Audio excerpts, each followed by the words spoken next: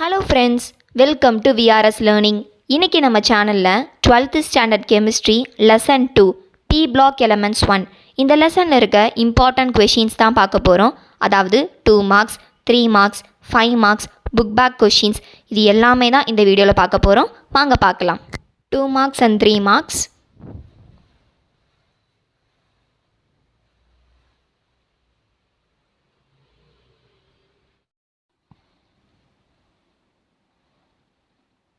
இந்த லெசனை பொறுத்த வரைக்கும் ஒரே ஒரு 5 மார்க் தான் இருக்குது. இப்போ வாங்க புக்கில் 2 மார்க்ஸ் அண்ட் 3 மார்க்ஸ் எங்கெங்கே இருக்குதுன்னு மார்க் பண்ணிடலாம். Number 28 metallic nature of P block elements, இதுலேருந்து இது வரைக்கும். Page number 29 anomalous properties of the first elements of P block, இந்த 3 points. Page number 30 inert pair effect, இதுலேருந்து இது வரைக்கும். நெக்ஸ்ட் கொஷின் அதே பேஜில் ஆலோட்ராப்ஸ், இதுலேருந்து இது வரைக்கும். Page number 33 uses of boron, இந்த 4 பாயிண்ட்ஸ். நெக்ஸ்ட் கொஷின் அதே பேஜில் ப்ரிப்பரேஷன் ஆஃப் போராக்ஸ், இந்த ஈக்குவேஷன் மட்டும் எழுதினா போதும்.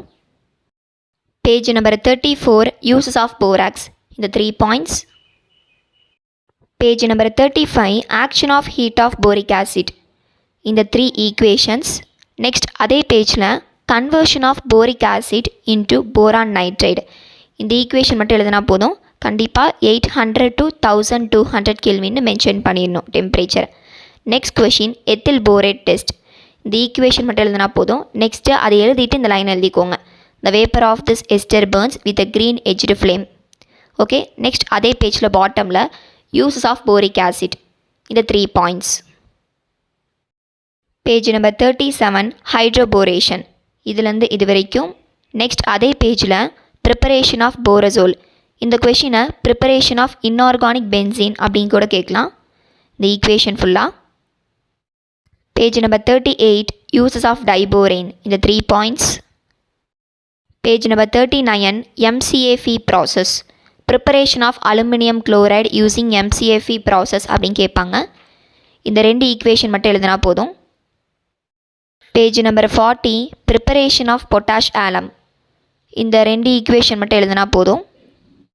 Next question preparation of burnt alum, இந்த கொஷின் வந்து புக்கில் கொஞ்சம் 2-3 ஸ்டெப் எக்ஸ்ட்ரா இருக்குது. நம்ம இதை மட்டும் எழுதினா போதும். இதை காப்பி பண்ணி வச்சுக்கோங்க. Page number 40 uses of alum, இந்த 4 points. Page number 41 catenation and catenation property of carbon, catenation definition இந்த ஃபர்ஸ்ட் லைன், இதுலேருந்து இது வரைக்கும். கேட்டினேஷன் ப்ராப்பர்ட்டி ஆஃப் கார்பன் இந்த 4 points. Page number 44 Fischer Tropsch synthesis. First இந்த ஈக்குவேஷன் எழுதுறதுக்கு முன்னாடி 3 கண்டிஷன் எழுதணும். Pressure less than 50 atm, metal catalyst 500 to 700 kelvin, இது 3மே எழுதிட்டு இந்த 2 ஈக்குவேஷன் எழுதிடணும். நெக்ஸ்ட் அதே பேஜில் ஸ்ட்ரக்சர் ஆஃப் கார்பன் மோனாக்சைடு, இதை ட்ரா பண்ணிவிட்டு இட் ஹாஸ் லீனியர் ஸ்ட்ரக்சர் அப்படின்னு எழுதிடுங்க.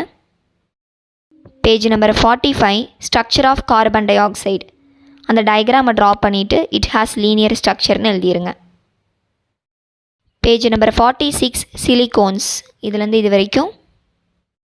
Page number 48 uses of silicones, இந்த 4 பாயிண்ட்ஸ். நெக்ஸ்ட் அதே பேஜில் சிலிகேட்ஸ், இதுலேருந்து இது வரைக்கும். நெக்ஸ்ட் அதே பேஜில் டைப்ஸ் ஆஃப் சிலிகேட்ஸ், டைப் எழுதிட்டு அதுக்கு ஒரு எக்ஸாம்பிள் எழுதிக்கோங்க.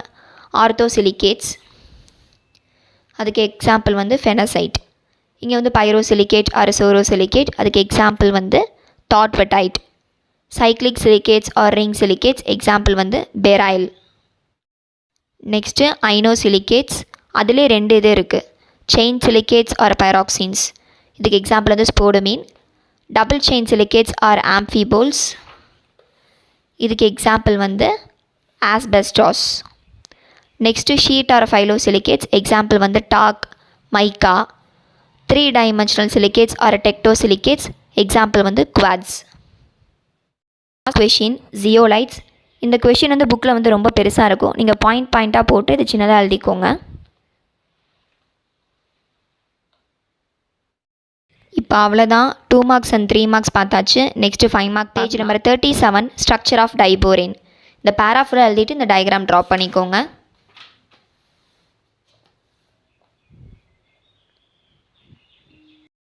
இப்போ 5 மார்க் பார்த்தாச்சு. இப்போ புக் பேக்கில் இம்பார்ட்டன்ட் கொஷின்ஸ்லாம் பார்த்துடலாம். புக் பேக்கை பொறுத்த வரைக்கும் எல்லா கொஷினும் இம்பார்ட்டன்ட் தான். செகண்ட் கொஷின் மட்டும் ரொம்ப பெருசாக இருக்கும், அதை விட்டுருங்க. மற்ற எல்லாமே படிச்சுக்கோங்க. புக் பேக் கொஷின்ஸில் பாதி கொஷின்ஸ் நம்ம ஆல்ரெடி பார்த்துட்டோம். இப்போ மீதி இருக்க கொஷின்ஸ்க்கு ஆன்சர் பார்த்துடலாம். 10th question, give an example for each of the following. ஒரு எக்ஸாம்பிள் கேட்குறாங்க, நம்ம 2 எழுதிக்கலாம்.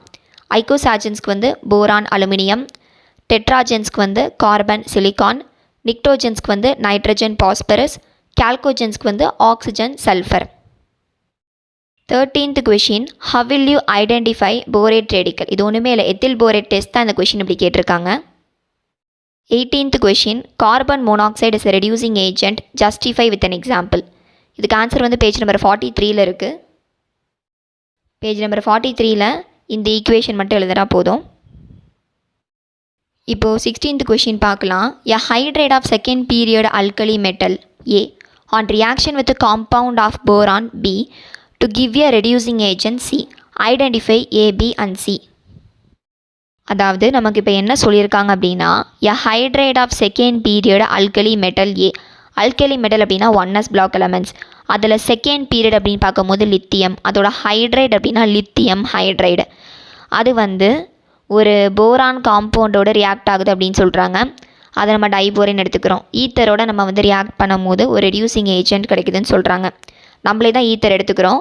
ரெடியூசிங் ஏஜென்ட் வந்து LiBH4 கிடைக்குது, அதை சீன் எடுத்துக்கிறோம். இந்த ஈக்குவேஷனை பேலன்ஸ் பண்ணிக்கோங்க. கடைசி என்ன சொல்லியிருக்காங்கன்னா, ஐடென்டிஃபை ஏபி அண்ட் சின்னு கேட்டிருக்காங்க.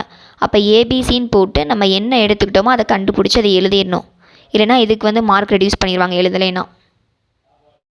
17th question, a double salt which contains 4th period alkali metal A on heating at 500 Kelvin gives B. Identify A and B. இந்த கொஷினை பொறுத்த வரைக்கும் ஏ, பி மட்டும் தான் கண்டுபிடிக்க சொல்கிறாங்க. ஏ வந்து ஒரு சால்ட் எடுத்துக்கிறோம், அதை ஹீட் பண்ணால் பி கிடைக்குதுன்னு சொல்கிறாங்க.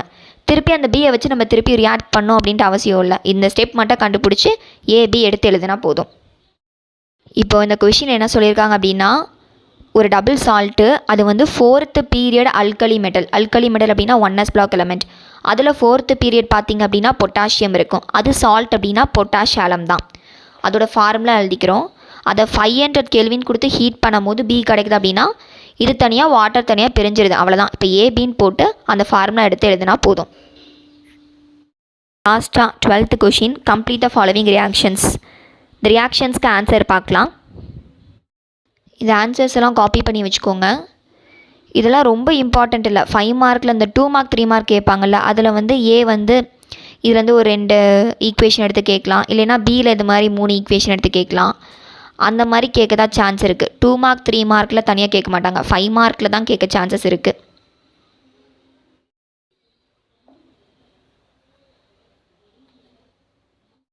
அவ்வளோதான். இந்த வீடியோவில் செகண்ட் லெசனில் இருக்க இம்பார்ட்டன்ட் கொஷின்ஸ் எல்லாமே பார்த்துட்டோம். நெக்ஸ்ட் வீடியோவில் 3rd லெசனில் இருக்க இம்பார்ட்டன்ட் கொஷின்ஸ் பார்க்கலாம்.